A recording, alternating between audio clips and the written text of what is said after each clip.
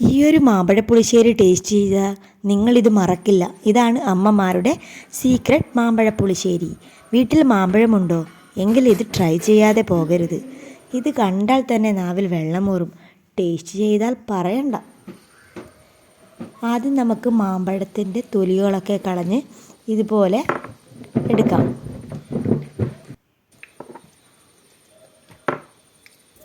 നമുക്ക് ആവശ്യമുള്ളത്ര മാങ്ങയുടെ തൊലി കളഞ്ഞ് ഞങ്ങൾ എടുക്കുന്നുണ്ട്.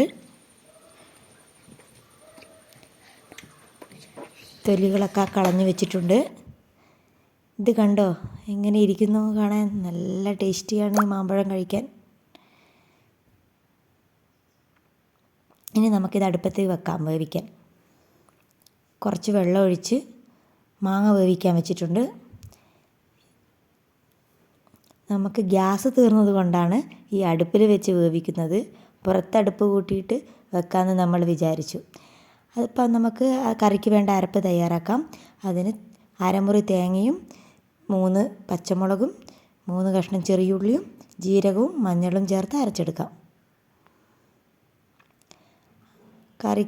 കറിയിലേക്ക് നമുക്ക് അരപ്പ് ചേർത്ത് കൊടുക്കാം. തിളയ്ക്കണ്ട, ചൂടായാൽ മതി. ഈ ടൈമിൽ നമുക്കതിലേക്ക് ഉപ്പും ചേർത്ത് കൊടുക്കാം പാകത്തിന് വേണ്ടത്. നിറയില്ലടി, അല്പം കൂടെ വെള്ളം ഒഴിച്ചു കൊടുക്കാം. മഞ്ഞൾപ്പൊടി എന്നും വേണം. ചൂടെ മഞ്ഞൾ വേണമെന്നൊന്നുമില്ല. നീ മഞ്ഞളിട്ടില്ലല്ലേ? എടുത്ത് വെച്ച് കഴിഞ്ഞിടാം.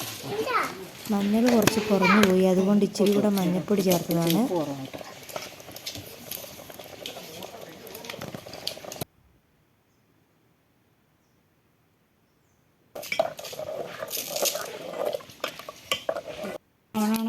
ഇനി നമുക്ക് കടുക് താളിച്ചിടാം. കടുകിട്ടു.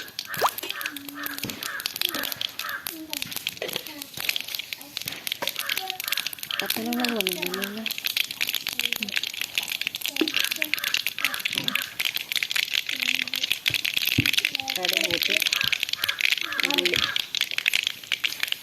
കടുക് താളിക്കുമ്പോൾ ചെറിയുള്ളിയും വറ്റൽമുളകും കറിവേപ്പിലയാണ് ചേർത്തിടുന്നത്. എടുക്കുന്നുണ്ടോ?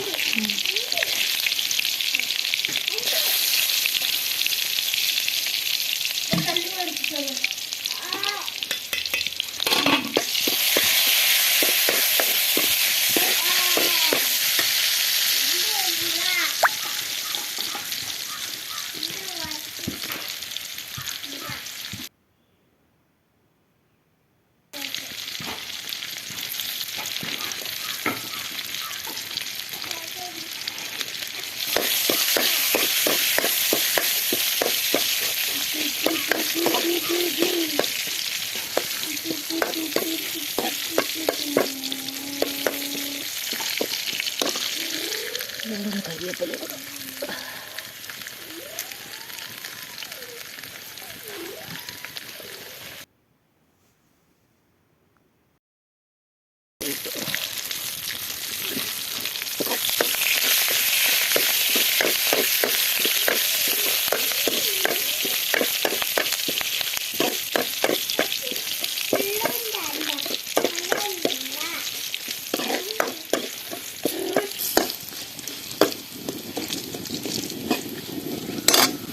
മാമ്പഴ പുളിശ്ശേരി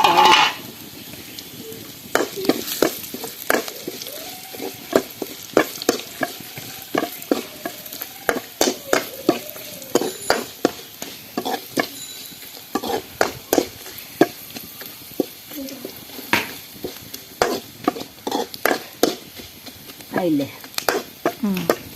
കഴിക്കുവാണേ കടി.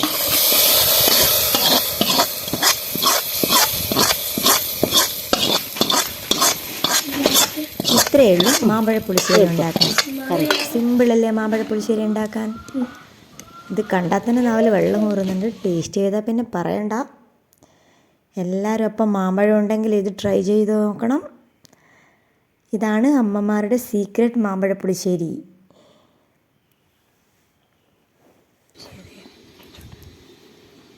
എന്നാൽ ഇതും കൂട്ടി നമ്മൾ ചോറ് കഴിച്ചിട്ട് വരാം.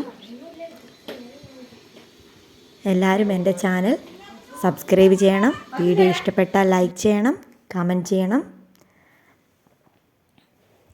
എങ്കിൽ ഇതുപോലുള്ള വേറൊരു റെസിപ്പിയായിട്ട് ഞാൻ ഇനിയും വരും. നെക്സ്റ്റ് വീഡിയോയിൽ കാണാം. ബായ്.